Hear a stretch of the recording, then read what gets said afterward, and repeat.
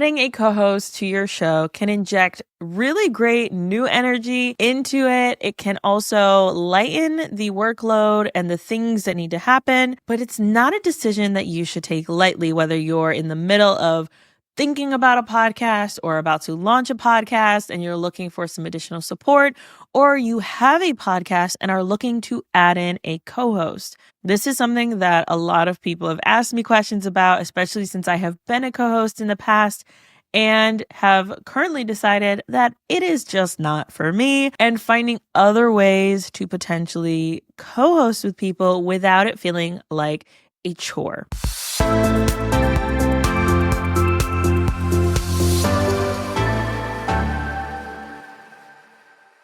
Hello and welcome back to another episode of Successful Podcasting Unlocked. I'm your host, Alicia Galati. I'm the founder of Galati Media, a full-service podcast management agency where we help business owners launch and maintain lead-generating shows. Today's question is, I'm thinking about adding a co-host to my show. What do I need to know? This is something that a lot of people really consider, whether they're at the beginning of their podcast launching or they're in the middle and in the weeds of doing all the things. They're feeling really overwhelmed and they want that extra support.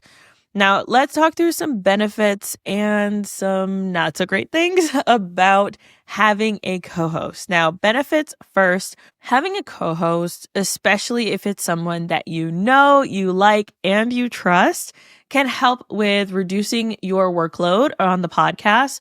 There are so many different things that go into creating a high quality podcast, and having a co-host can help split that workload based on maybe you do the research, they do the editing, you do the social promotion.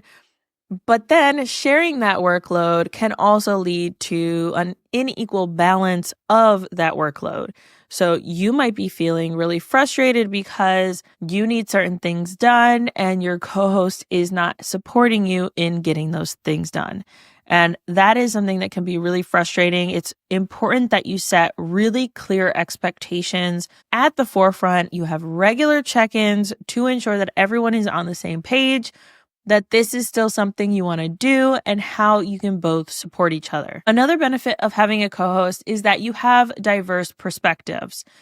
And when you have a co-host, I would recommend that you have someone that has a different perspective than you. Maybe they're a different ethnicity than you, or maybe a different background than you, or maybe they just have differing opinions.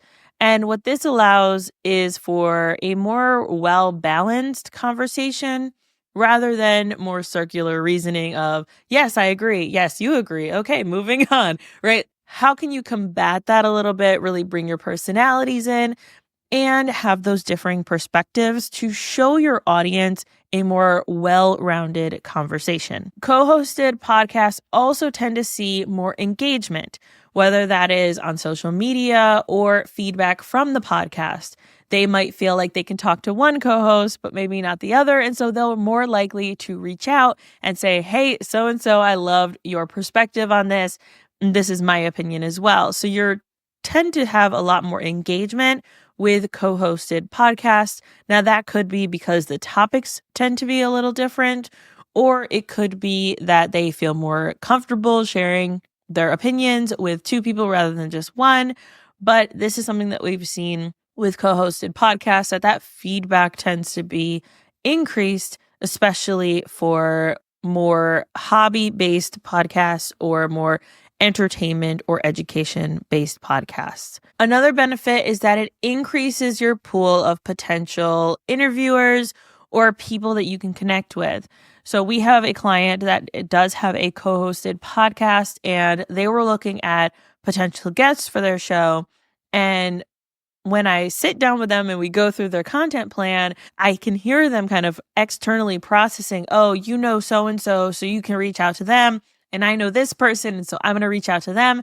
And so they're able to pool their resources and their networks together to create a podcast that's actually going to serve their audience rather than having to go out of their network to find someone who may or may not be a good fit for their show. Another benefit of having a co-host is that it gives you that accountability.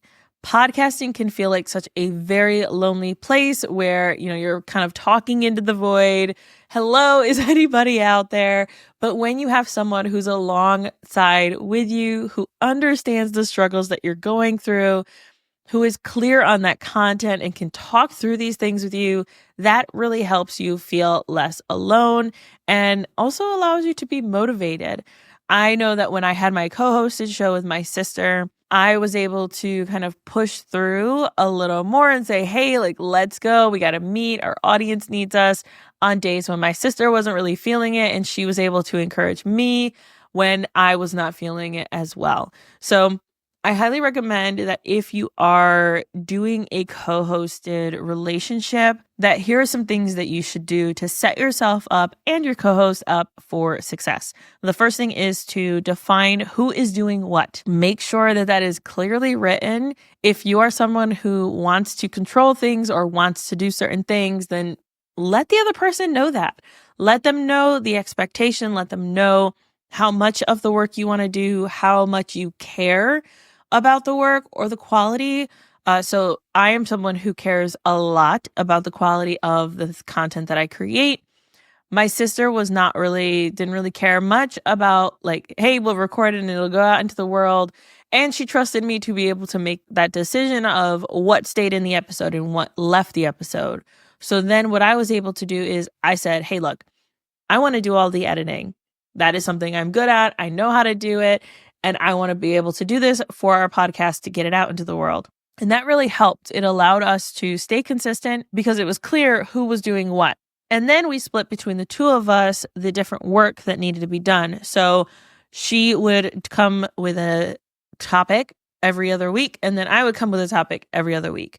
And that allowed us to know who was talking when, who was doing the next episode. We didn't have to kind of jumble around figuring out what's going on. It was always very clear, and I liked setting that expectation up at the forefront. Now, the next thing you need to do is have a clear set communication system that if something goes wrong or if something is not working, that you have regular check-ins to ensure that it is moving in the right direction for you. So often this is the thing that goes wrong, is that communication. One person feels frustrated and so then they ghost, or someone doesn't feel supported and then they ghost. And this is not going to lead to a healthy co-hosting relationship. Your podcast is going to stop and then your audience is going to be frustrated because they're really enjoying the banter between you. They're enjoying these things. So having that clear communication system is really going to help you set yourself up and your co-host up for success. Another thing that you're going to want to make sure you do is to respect that each of you are going to show up different. This is something that you really have to work with. It's like any relationship. Your love language is going to be different. The way you communicate is going to be different. And you have to show up with respect for that person and how they show up. We had someone on our podcast, Listeners to Leads, Kim Romaine. She talks about how she has a co-hosted show and how she is ADHD and tends to be like, I got my checklist. Let's follow the checklist. That way we don't get distracted. And that helps her stay to task. But then sometimes her co-host or the guest, or her co-host and the guest, might go off on a side tangent that isn't on the list. And it can feel really frustrating. And so being able to release that and say, this is where the conversation needed to go. I trust and respect my co-host to make this decision, even if it's maybe not the decision I would make. I trust and respect them enough to say, okay, let's go in this direction. So I think it's such an important part of co-hosting is having that respect for the other person. And then be able to navigate those disagreements. You are going to disagree on things. You're going to disagree on how to approach things, approach topics. You might even disagree on the topics. But having that, going back to that respect and that communication, is really going to help set you up for success. Hopefully this episode helped you in some way, whether that was to say, absolutely not, I'm never going to have a co-host, or wow, I feel a lot more prepared to approach this co-hosted show in a better and more structured way. to be strategic and actually work together to create something that's going to be magical. There's nothing wrong with either decision. So I'm hoping that this helped you make a decision either way. But I know for me, co-hosting was great while it was, and I'm just not interested in doing that in the future. And I'm finding different ways to create more co-hosted situations with regular recurring guests. And that is something that really lights me up, to be able to bring in my friends or bring in colleagues who I respect and admire and discuss topics that I really find important, but maybe is not interviewing them specifically on their topic, right? So finding ways to bring in those kind of co-hosted styles to the podcast, so I feel that support of a friend, but without the additional kind of tie to them and them being part of the process and part of the show. Do you have a co-host? Are you considering a co-host? Let me know. Send me a DM. I would love to talk through what's working for you and what's not. Until next time, happy podcasting.